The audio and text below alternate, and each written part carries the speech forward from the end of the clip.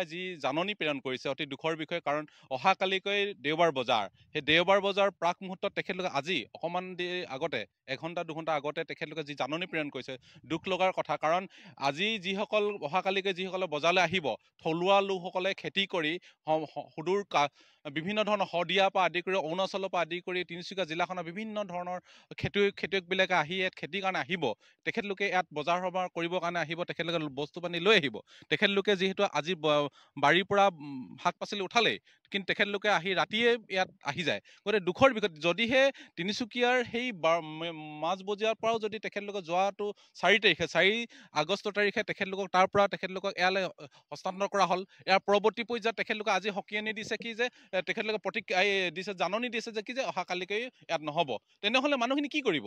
যদিহে কৈছোঁ, জিলা প্ৰশাসনকো কৈছোঁ, সকিয়ানি প্ৰদান কৰিছোঁ, আৰু আমাৰ তিনিচুকীয়া পৌৰসভাকো ক'ব বিচাৰিছোঁ যে যদিহে তেখেতলোকৰ ভুলৰ কাৰণে এই খেতিয়কসকলে যদি কোনো স্থানত বহিব নাপায়, অহাকালিকৈ হ'বলগীয়া সেই তেখেতলোকৰ পাচলিবিলাক যদি নষ্ট হ'বলগীয়া হয়, তেনেহ'লে কিন্তু প্ৰশাসন বা জিলা প্ৰশাসনৰ পৌৰসভাই এটা ব্যৱস্থা কৰিব লাগিব। কাৰণ এই খাতি খোৱা মানুহখিনিয়ে তেখেতলোকে যদি ডেইলি ইনকাম কৰে, ডেইলি খায়, সেই মানুহখিনিও যদিহে সেই ব্যৱস্থাটোকো যদি কাঢ়ি লোৱা হয়, তেনেহ'লে ইয়াত আমি এটা কথাই বুজিম যে এই খিলঞ্জীয়া, এই খাতি খোৱা মানুহখিনিৰ প্ৰতি চৰকাৰখনৰ কোনো দায়িত্ব নাই, জিলা প্ৰশাসনৰ কোনো দায়িত্ব নাই। গতিকে তেখেতলোকক এই ব্যৱস্থাখিনি কৰিবলৈ আহ্বান জনাওঁ।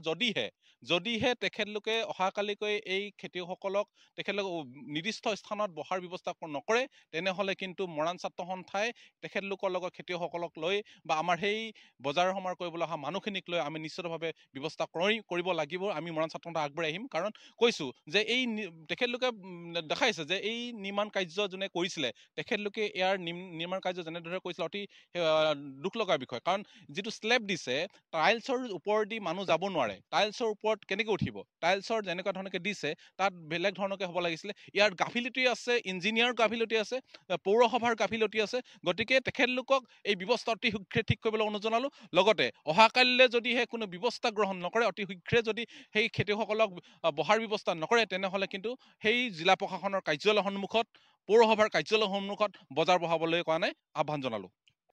আমি যিহেতু সদৌ তিনিচুকীয়া জিলা ছাত্ৰ সন্থাই এই ঐতিহাসিক দেওবৰীয়া বজাৰখন যিহেতু তিনিচুকীয়া চহৰৰ পৰা এই বাইপাছস্থিত এই গেলাপুখুৰী যি তিনিআলিৰ সমীপত ইয়াত নতুনকৈ নিৰ্মাণ কৰি উলিয়াইছে, তাত আমি সদৌ তিনিচুকীয়া জিলা ছাত্ৰ সন্থাই এই আদৰণি জনাইছোঁ। লগতে এটা কথা স্পষ্টকৈ ক'ব বিচাৰোঁ, এই বজাৰখন নিৰ্মাণ কৰোঁতে যিগৰাকী ব্যক্তি, কমল কুমাৰ মোদী নামৰ যিগৰাকী ব্যক্তিয়ে এই বজাৰখন, এই গৃহটো নিৰ্মাণ কৰি উলিয়াইছিল, 5,28,00,000তকৈ অধিক টকাৰে তেখেতে এই গৃহটো নিৰ্মাণ কৰি উলিয়াইছিল। যিহেতু আমি 5 কোটি টকা ইয়াত খৰচ হৈছে নে নাই হোৱা, আমি এটা বিচাৰ্যৰ বিষয়। আচলতে তেওঁ যেনেধৰণে এই বজাৰ গৃহটো নিৰ্মাণ কৰি উলিয়াব লাগিছিল, তেনেদৰে বজাৰ গৃহটো নিৰ্মাণ কৰিব নোৱাৰিলে। গতিকে এইগৰাকী ঠিকাদাৰৰ ওপৰত বিহিত ব্যৱস্থা ল'ব লাগে, আৰু তেওঁলোকৰ পৌৰসভাৰ যি আভ্যন্তৰীণ যি বিষয়, এই বিষয়টো ইয়াত আচলতে কিবা এটা জড়িত হৈ আছে, গভীৰ ষড়যন্ত্ৰ জড়িত হৈ আছে, যে বজাৰখন ইয়ালৈ স্থানান্তৰ কৰাৰ পাছত তেওঁলোকৰ মাজত কিবা এটা ৰাজনৈতিকভাৱে গভীৰ ষড়যন্ত্ৰ থকাৰ বাবেই কাইলৈ যিসকল দূৰ দূৰণিৰ পৰা খেতিয়কসকল আহিব,